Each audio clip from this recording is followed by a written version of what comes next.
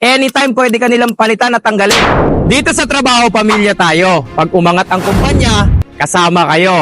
Totoo ba? Ikaw ba mismo nakarinig na sa kumpanya o sa pinagtatrabahuan mo ng mga ganitong linya? Pamilya tayo dito Huwag kang papauto. Hindi yan totoo. Anytime pwede ka nilang palitan at tanggalin. Do not treat your company as family.